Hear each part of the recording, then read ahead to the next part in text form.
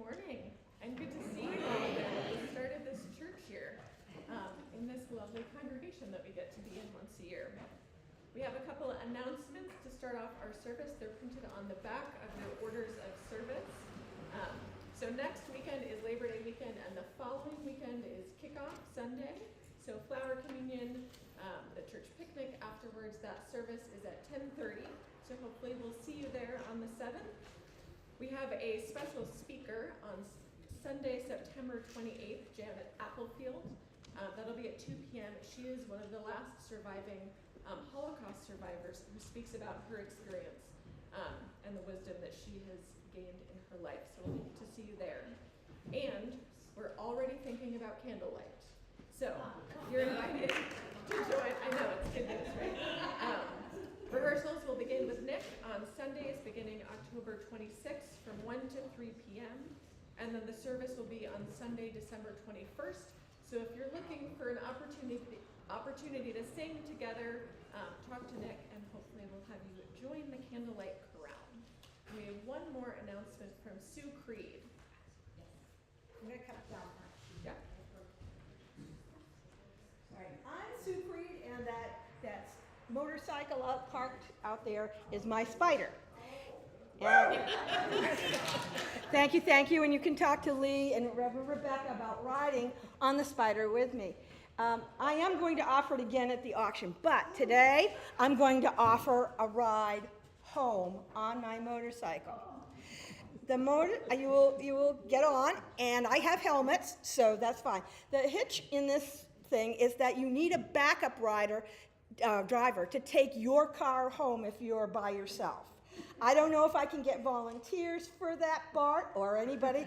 I don't know if I can do that, but the ride would be, my thought is that most everyone lives down in the Newport, Amesbury, all that area down there, that I would go out down the coast, come across, and I will stay off the interstates, but try and do a scenic ride along the coast and to your house.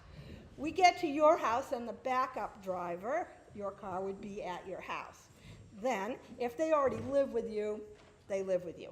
If they don't, then I will ride them home to their house, or not, but I could ride them home to their house too, and that would be and it's for a mere donation of $50 to the FRSSU, because that baby needs HVAC. Excuse me? Yes. Does it include food? I'm not buying food, but I would be more than willing if someone wants to stop at a restaurant or go over to Applecrest and join and stay for lunch or buy some stuff. However, if you have a backup driver, remember they are waiting at your house if they don't live with you for you to get home. So, but that's what I'm offering today. Please see me after the service. Oh, John. There is no rain date. This is just a spur of the moment. It either works or don't. The rain date, however, can be for the auction, because I auction a 3-hour tour. Dare I say it? A 3-hour tour. Hopefully, it doesn't end up the same way as the famous one. But anyway, I offer a 3-hour where I take you. Pick you up at your home. I take you out to Russell Orchards. We have a snack. We eat some food. I buy the treat, and then I drive you back to your house. And on the way, we stop behind the Rowley Market Basket, and I let you drive the Spider in that parking lot. I have the film of Lee doing that. No! And then I said, Reverend Rebecca did it. And she said, well, then I can do it. And I said, well, she got up to 13 miles an hour. And Lee says to me, I got to 18. I'm really not sure I like the competition, but who knows? So that's my offer today. Please see me at the end of the service if you are able and willing and want to do this. Thank you, Sue. Thank you. And I'll invite Ray up to light our chalice as we join in our chalice lighting words. They're printed in your order of service. We gather this hour as people of faith, with joys and sorrows, gifts and needs. We light this beacon of hope, sun of our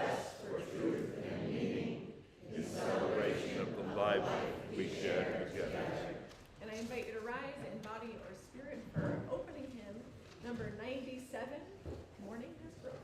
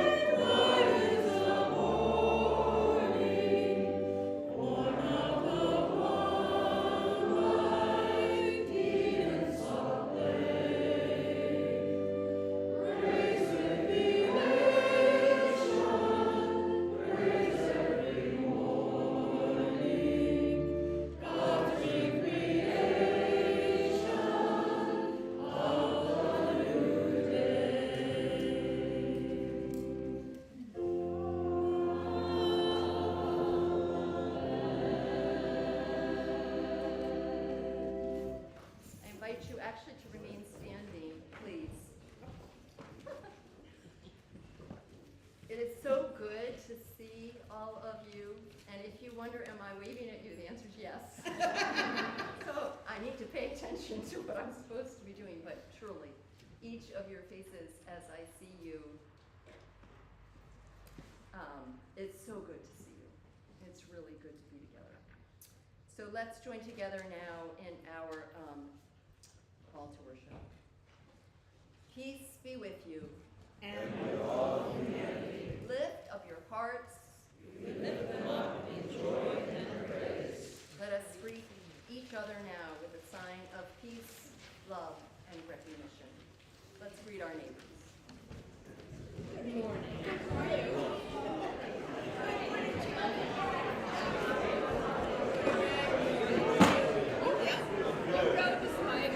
did last week.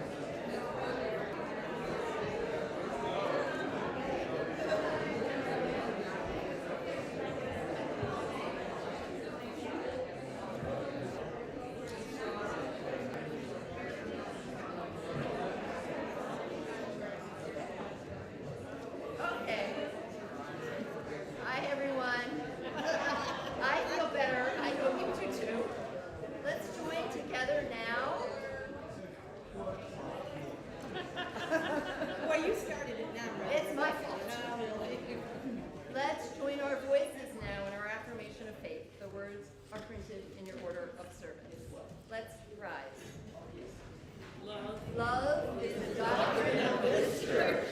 The rest of truth is its sacrament, and service is its prayer.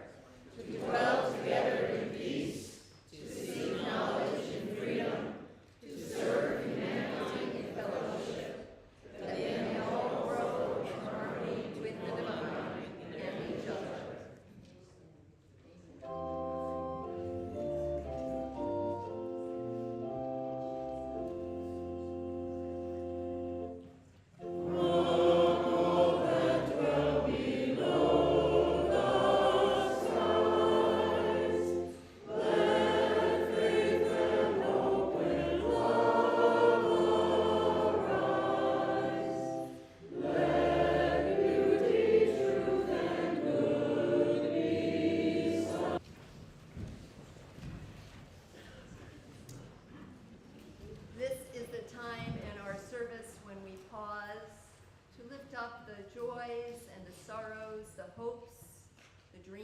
needs and the concerns of our beloved faith community and all who are gathered here today. It's a little bit different here in terms of how we do it, but its purpose, intention, and love is all the more true. In a moment, we'll begin with Nick and Sanctuary. We have just a couple to share, and then people are invited to just stand on your own and share anything you would like us to hold in the company today, and together we'll sing Sanctuary at the end. So let us gather.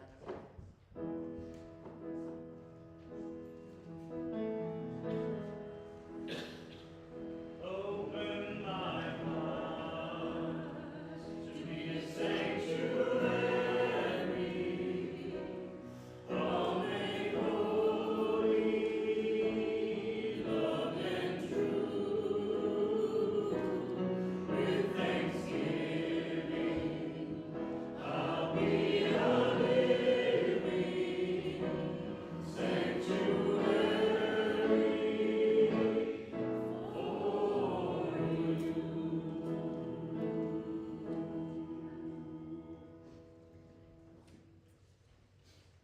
I wanted to share a special joy this morning as Nick and Reverend Laurel and I sat here just getting the last T's crossed before the service. I looked at them both and I said, welcome to year 2. This was the first time that the three of us gathered 1 year ago this Sunday. So thank you both for being a part of this beloved faith community. Nick, place, Reverend Laurel, great. I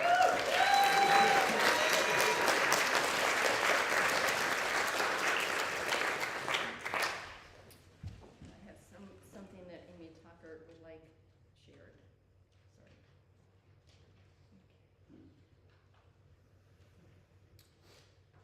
Amy, who always loves to be here, by the way, with her family this morning, this is a special place for them, asks that we light a candle of love in our hearts this morning. And she writes, please keep my sister Becca McGowan in your thoughts and prayers. Becca has been at Mass General Hospital with complications due to an autoimmune disease. I don't want to misspeak. And has a name I cannot pronounce, and Crest syndrome. This particular admission has been difficult for all of the family. Thank you, Reverend Rebecca, and everyone who is gathered as we hold Amy, her sister's children, and all of their family in our loving prayers. And I believe she's online there at the hospital. Anyone and everyone else is welcome to just rise and share what's on your heart today. I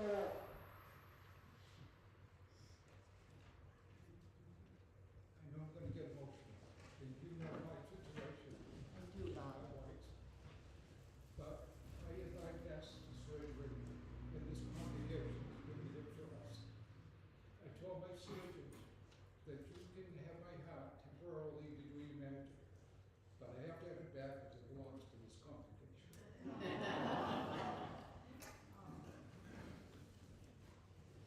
For those online, what Bob said, and I might ask if you can come forward, people online can hear you. Bob shared that he had had quadruple bypass this summer, and he thanks the congregation for all of your love and support, and he let his surgeon know that the surgeon could have his heart for a time being, but he had to have it back because it belonged to FRSUU. And Jan, we love you. Jan is in rehab now. Yes, Lee, please, and Kathy, just come on. Yeah.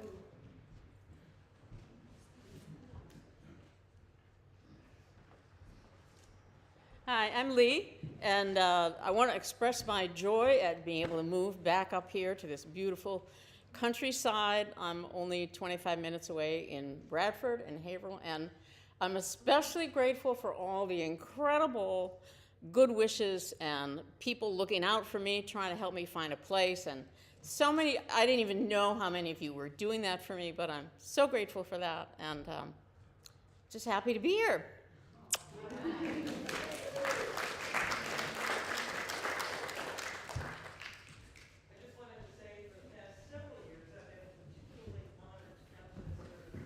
Remembering Barbara O.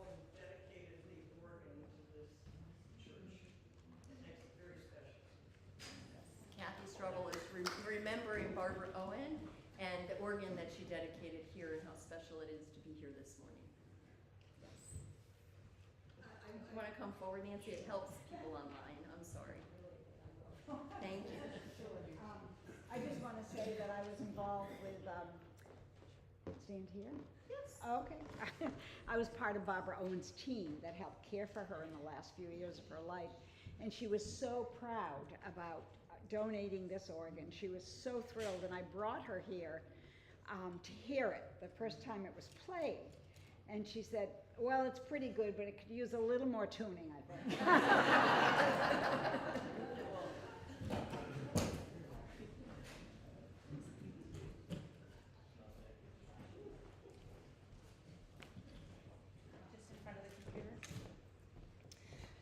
Hi, I'm Holly, and I want to share the joy, and I knew I was going to cry, but he made me come up here, that this is the first time that I'm attending FRS with my son, Star, who is over there raising his hand.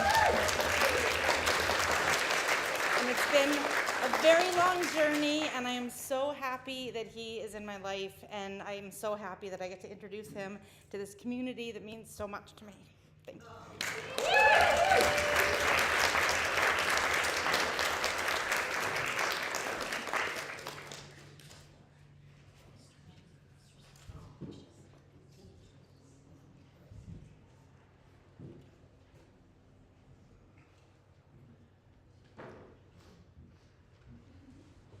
My name's Brian, and I missed Reverend Ryan all summer. We think of you often, and Bart. Thank you. You mean so much to Lee and I, and I'm sure to every one of you. I just want to say thank you. God bless you.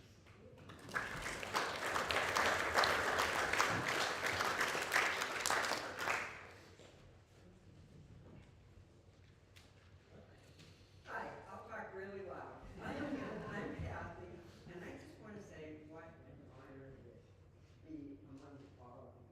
I just want to say that people who can share what they care about and what's good and what's hard and can hold each other in these difficult times are a treasure. So I just want to thank everyone for that joy that I hold in my heart all the time. Thank you. Yes, I think, yes, please.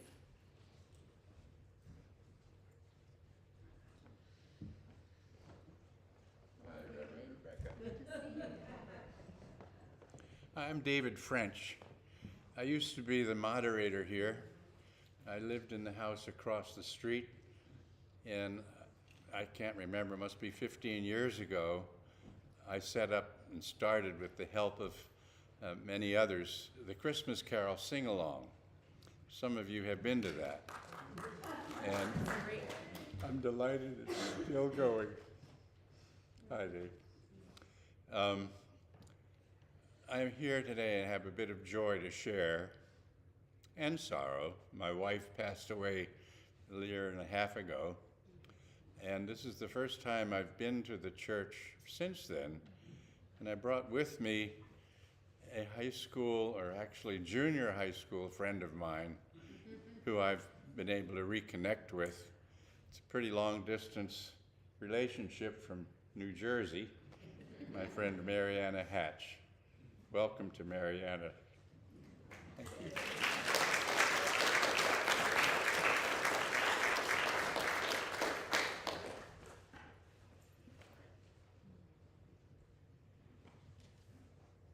I'm Brenda Watts, and I was honored to be invited by my family to come to this special service, and I want to echo Kathy, your sentiments. I'm a very big volunteer with Star Island Corporation off the coast, and it's like we're all in this together. I'm looking forward to the message because we all need it. Thank you.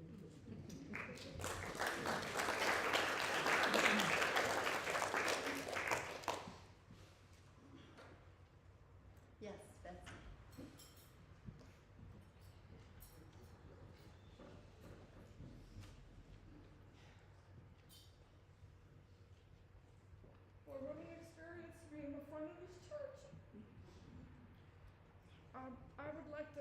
say that I have Reverend Rebecca's sermons by my bed, and I try to read part of one every night, and I would like to thank you for your book. And I'm sending it to everybody. Oh, I have relatives that are UU out of town. They're all getting a Reverend Rebecca.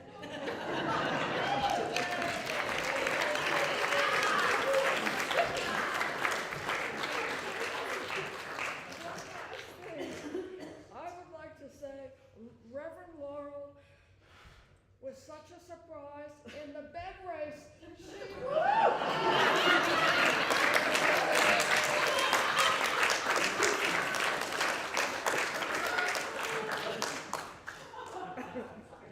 It was fun.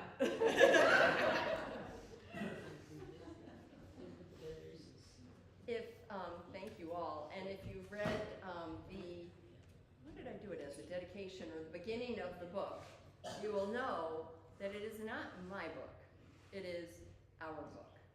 It is literally a review of the first 7 years that we spent together. So thank you, Betsy, but really it's ours.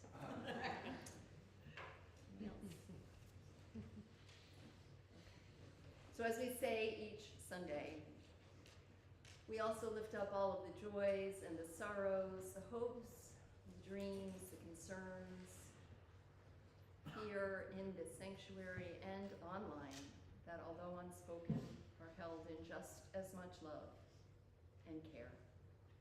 Let's join our voices.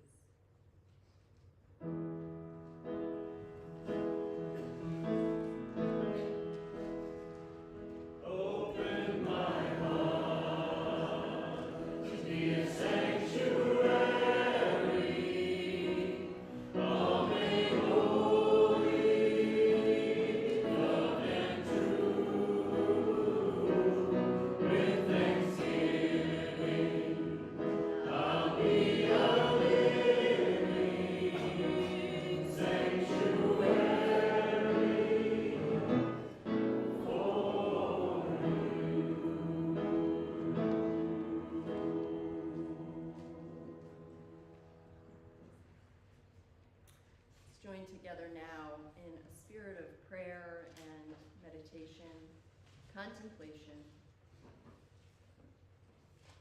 as we pause to lift up the unspoken joys, sorrows, hopes, and fears. I invite all of us now in the confines of our own heart and mind to lift up those things for which you are grateful, the concerns that weigh upon your heart, the hopes, the fears. Lift them now to the cloud of witnesses, gathered and all around.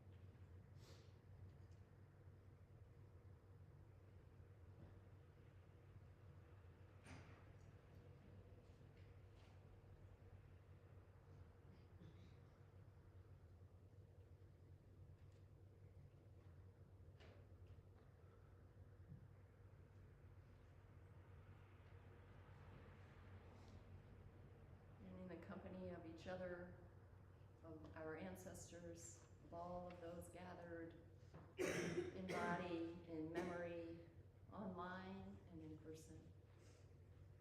May these wishes and concerns, may these prayers and thoughts be received with blessing, love, inspiration, and bravery.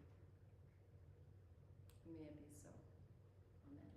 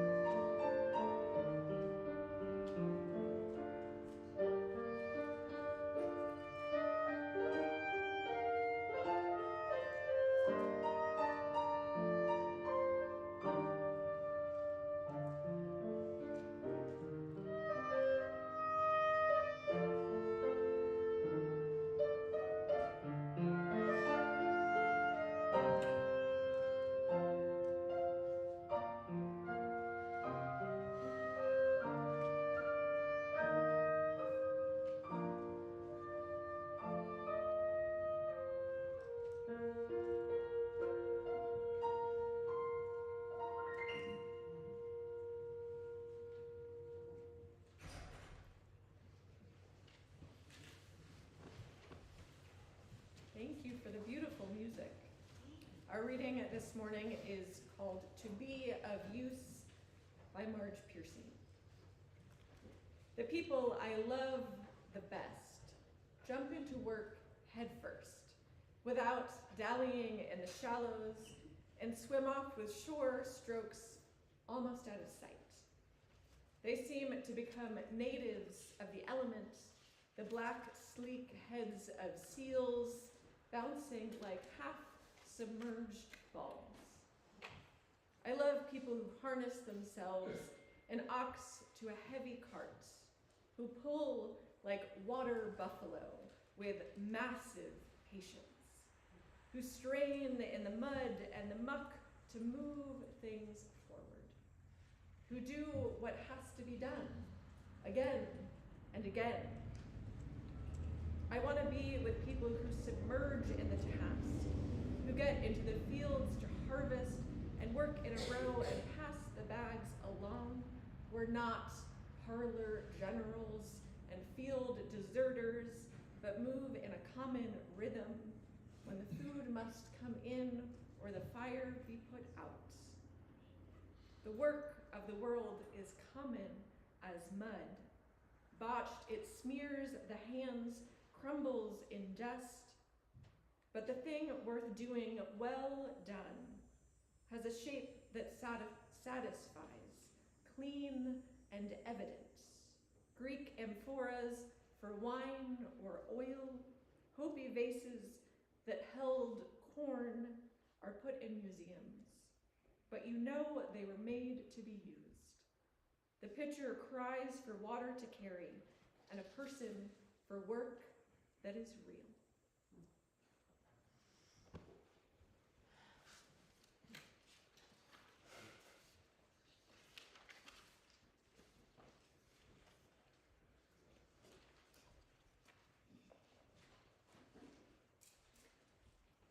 Thank you, Reverend Laurel.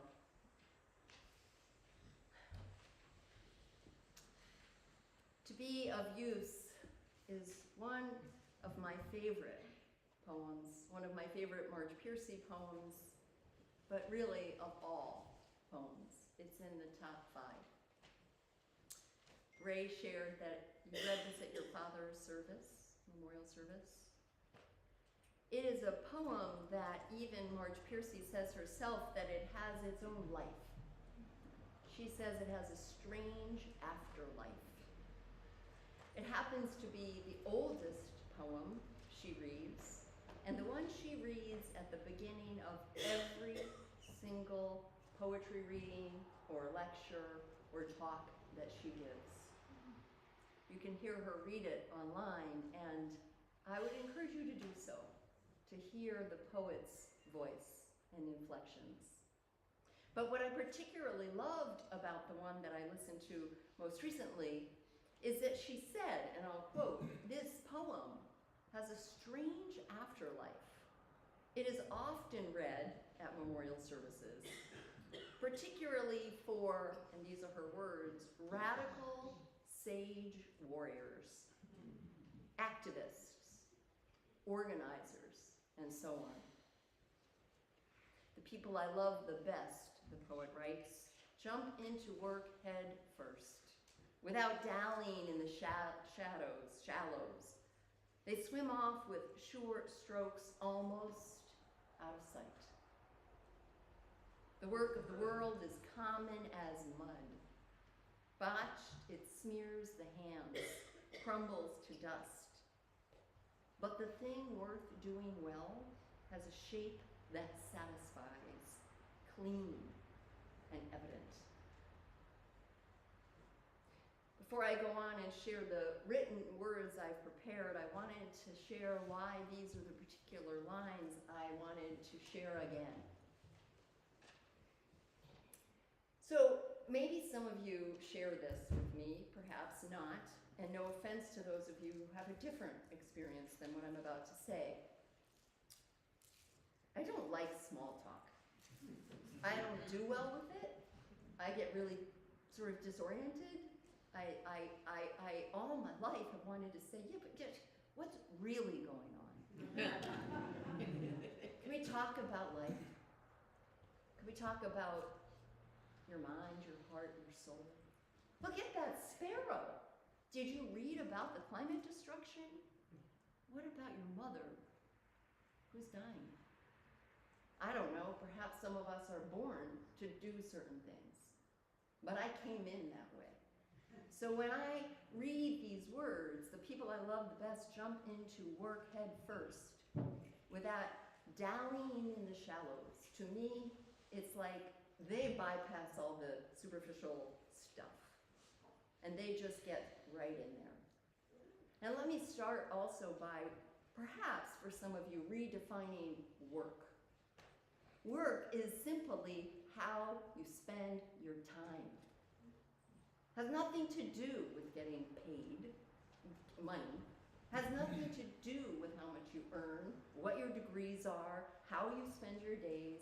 We all work every day, every breath.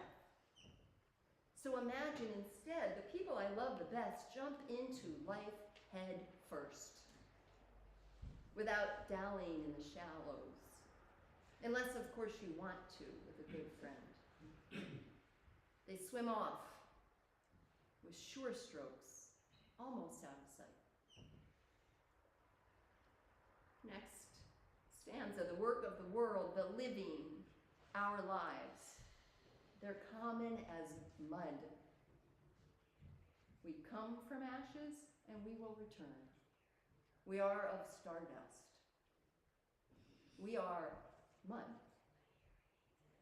The work, the life, it's common. Botched, it smears the hands and crumbles to dust. We will get dirty. And it will crumble, meaning there will be a last breath, a last day. All that we hold so important will return to the stars. Third and final, the thing worth doing well, it has a shape that satisfies.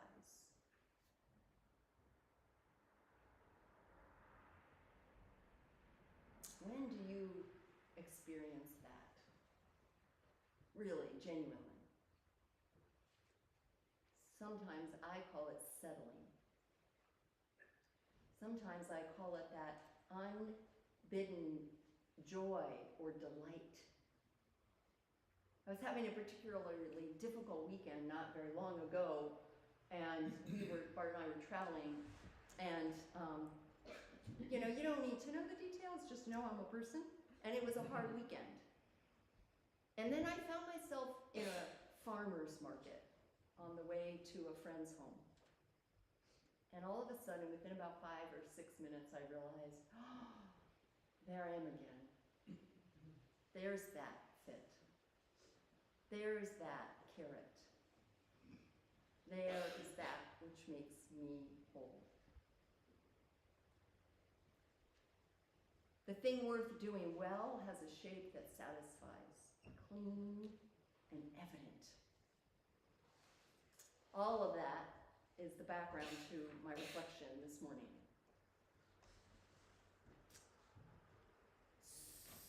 So the question, what can I do to respond to all that is happening in this country, in the world? What can I do? This is a question that I hear daily, often multiple times a day. Almost as often, I also hear, I feel so badly. I can't do what I used to be able to do, or I wish I could do. This is going on, or that, or I'm older, or my health. I can't do what I wish I could do. What do I do? And my heart breaks.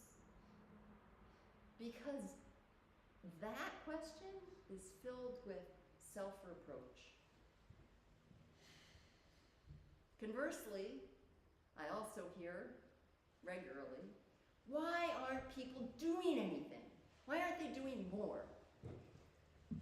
Implying, of course, that others are doing it wrong.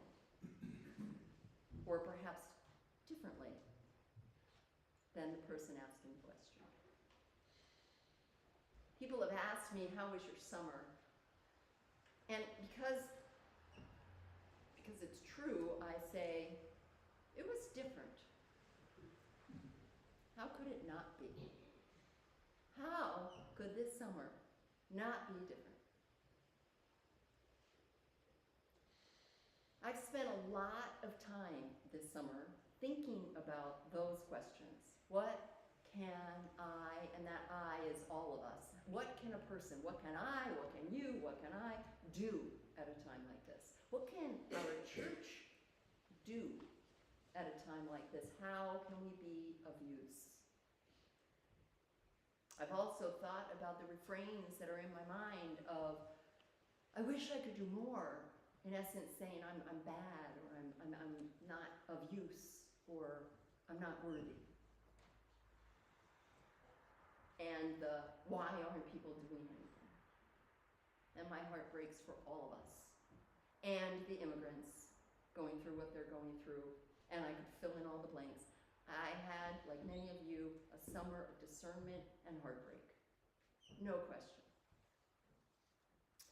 So my reflection today is simply one response to the question of, what can I do? How can I be of use? The answer about the role of the church, our church, will come in early September. So again, grant me some grace and recognize that this is one response to that very specific question. We're not going to be able to talk about and solve all that is happening in the country in the next 15 minutes. But over a course of time, we will talk about it all, make decisions together, individually and collectively. So what can I, or you, or you, or you, or you do in response to all that is happening?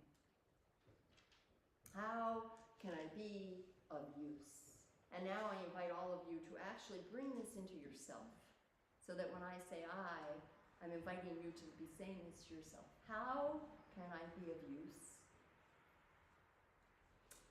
Reverend Rebecca here has just 3 responses, 3 things I'd invite you to consider that I wanted to share. This sermon had its own life, and it took a long while to come into spoken word. So first and foremost, to answer that question, how can you be of use? How can I be of use? I want to say to you as your minister, your pastor, your leader, your friend, I need to tell you that you are of use. Not how can you be of use, but you are of use. You are of use because you are here on this planet at this time, breathing. You do not have to do anything to be of use or value. You've got nothing to prove. You and all people, other animals, the earth, all of creation are worthy by your very existence. We say that every week. Let's remind ourselves of that. Your use is evident by your existence. This belief that use is synonymous with productivity, think about that, is one of the most harmful beliefs that there is. It perpetuates guilt, exhaustion, and low self-esteem, none of which ultimately help the greater good. People hurt their souls, and they injure their connection to their true selves by trying to win approval ratings that have been established by capitalism, greed, and a system that is oppression of people, of innocence, of the earth, and all living creatures. That is not being of use. It is harming yourself and others. We need to be as whole and truly connected to what that shape is within us as possible. So my first response to the question of how can I be of use to every single one of us, myself included, and every single one of you, no matter the circumstances, is that you are of use because you are here.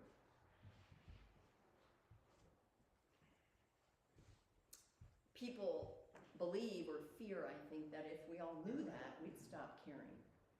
And I just want to be a little rebellious to that and say, oh, on the contrary, if we all knew that, we would be the opposite. We would be whole and engaged in the way that is authentic to who we are and our life circumstances. My second answer to this question, how can I be of use, is choose wisely and check in with that wisdom regularly. None of us can do it all. None of us.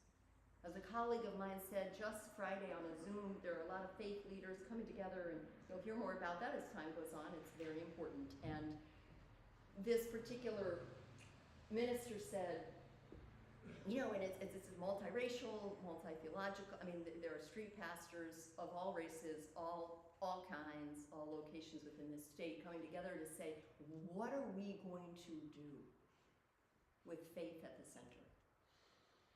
And this particular wise minister, female African-American minister said, well, I'll tell you one thing, if we try to do it all, we're not going to do anything.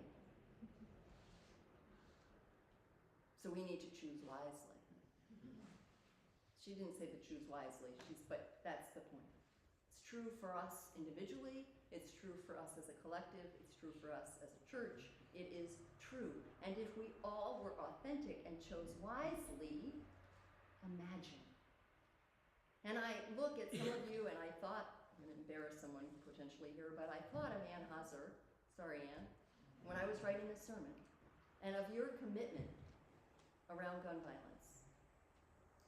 And people look at Ann, and I apologize if this is upsetting, and they're like so impressed, and wow, isn't that amazing? And what I want to say to you all is, do you have any idea how hard she works?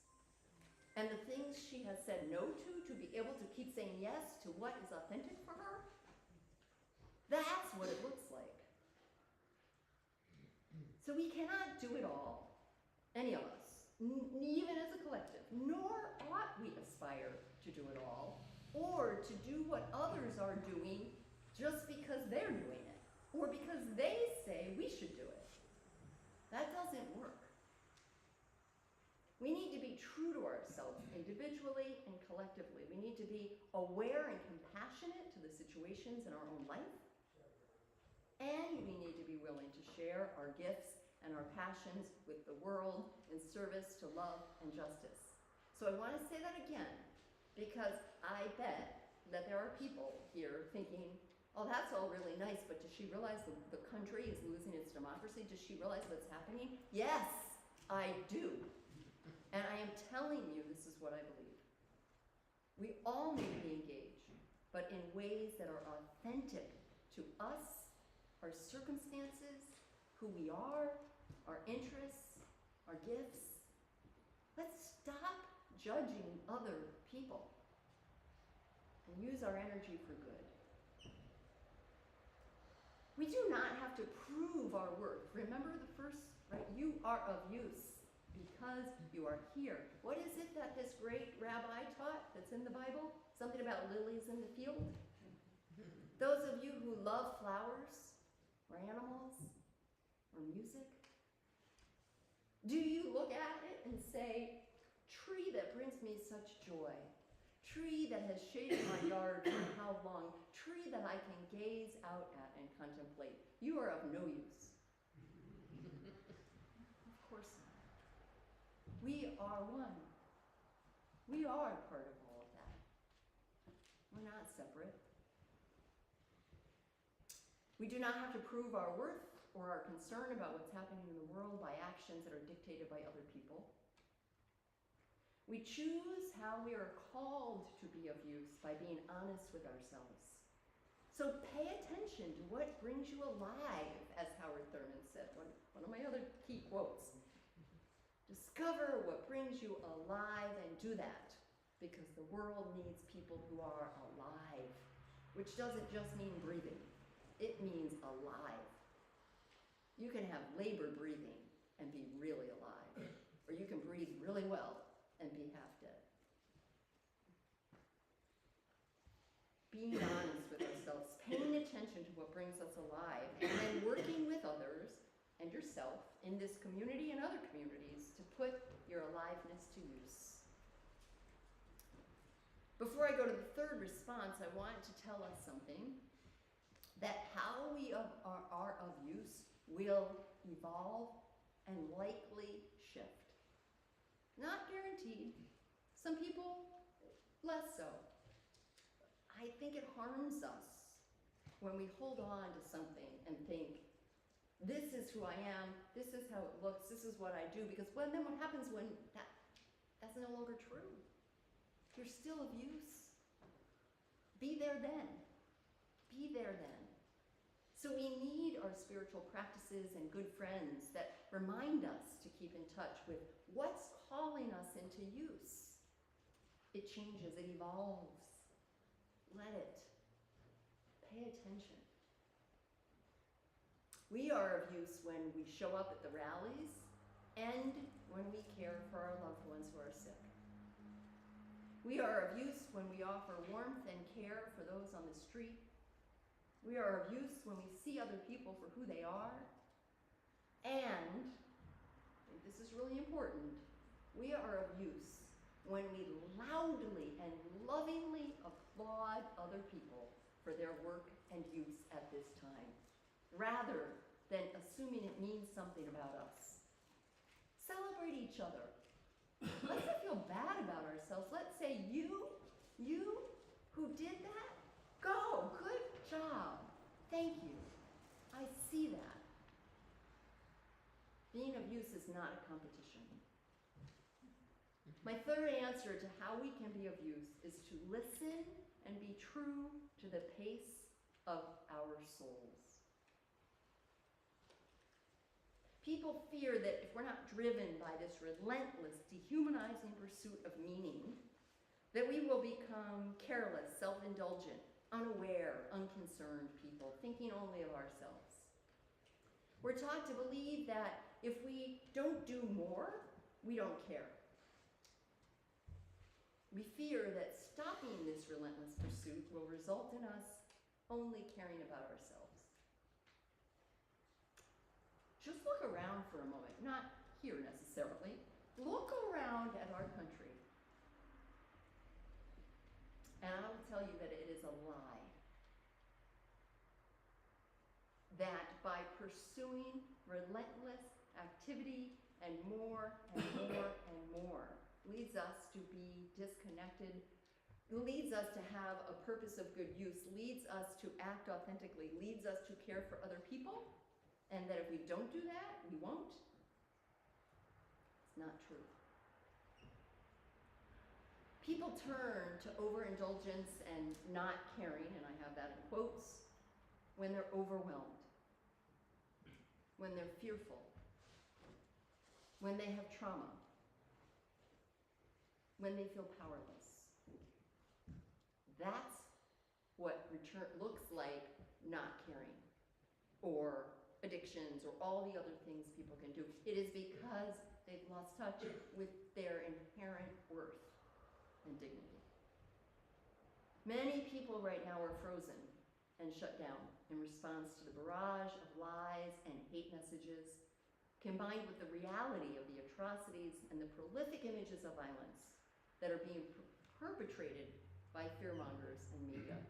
To say that doesn't affect people is to be out of touch. People are also shut down in response to messages of shame that come from those who tell us that we need to be doing more if we cared. My friends, it's not working. What works is allowing people to honor who they are, encouraging people to use and apply their innate gifts and emerging interests, to resist and to push back in ways that are sustainable over the long haul. This is not going to be solved by next Friday. When we see art and song as important acts of resistance, we understand the wholeness of humanity. When we know that rest is essential and can also be an act of resistance in a system of capitalism and endless productivity or the grind culture, we're getting somewhere. When we stop judging others and start being true to ourselves, we're learning to be responsible for ourselves and curious about others' journeys. When we stop comparing and start collaborating, each of us doing what we can, we are co-creating. So how we respond to what is happening is as important as the need to respond. So as we consider answers to this question, how can I be of use? I invite us all to remember, you are of use. Your very existence tells you that. Choose wisely and check in with your own wisdom regularly. Listen and be true to the pace of your souls.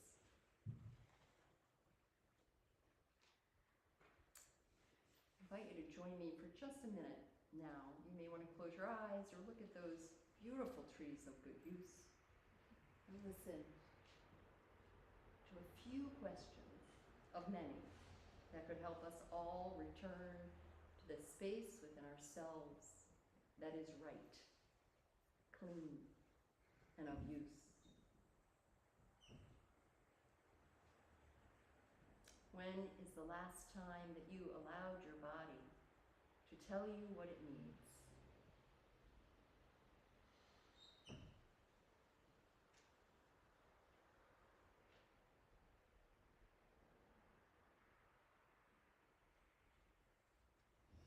How do you let your heart and your mind show you the way toward useful actions?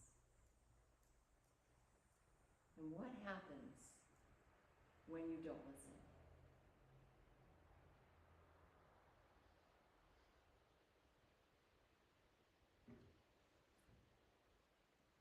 Where can you let yourself sink into honest reflection and then brave expression of who you are called to be?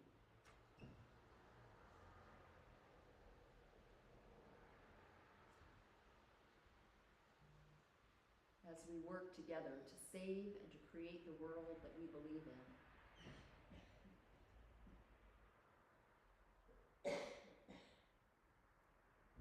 Do not give up.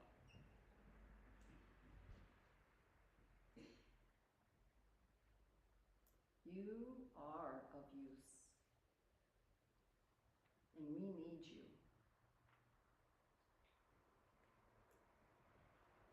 Amen.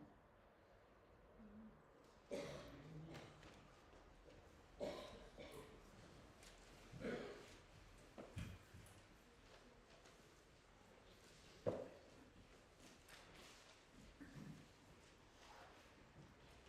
invite you now, for those for whom this is meaningful, and to translate however is meaningful to you, to join me now in the Lord's Prayer.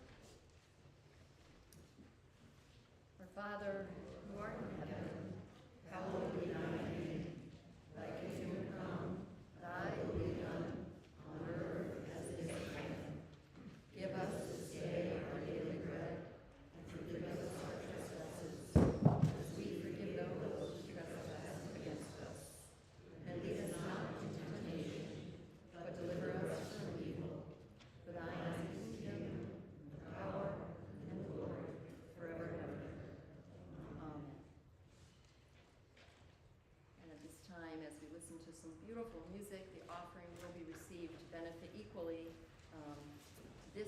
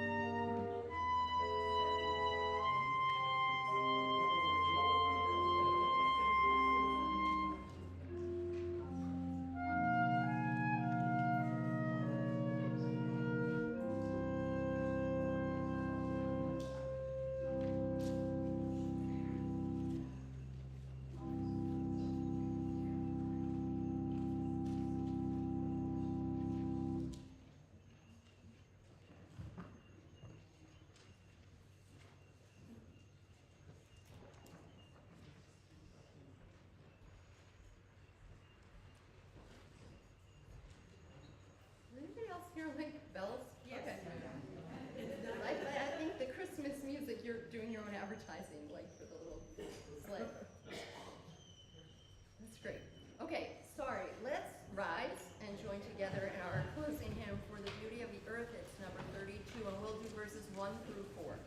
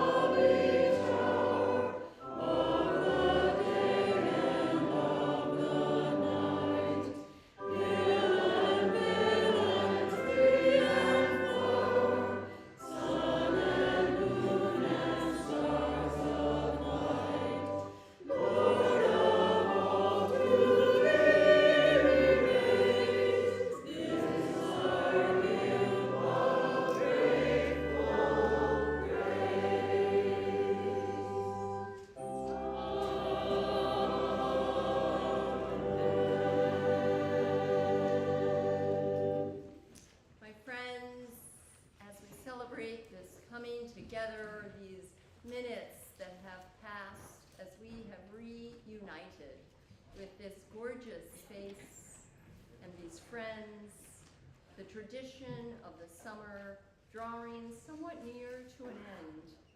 Let us remember that the good and the holy, the traditions, the friends, all of that has placed. Let us turn to one another with love, compassion, put down what needs to be done, listen to one another in the holiness of love, then turn again and do what we alone are called to do.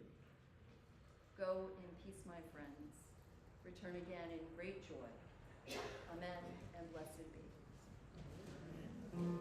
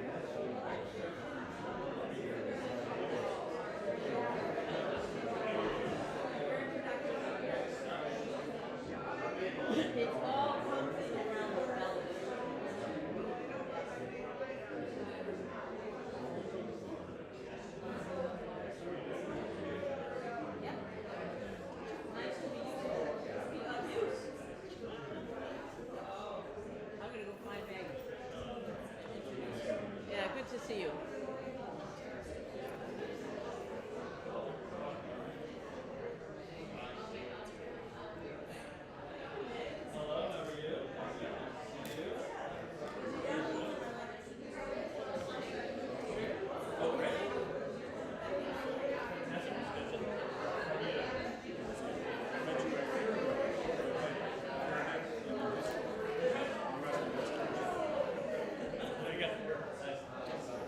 See you in your stocking feet.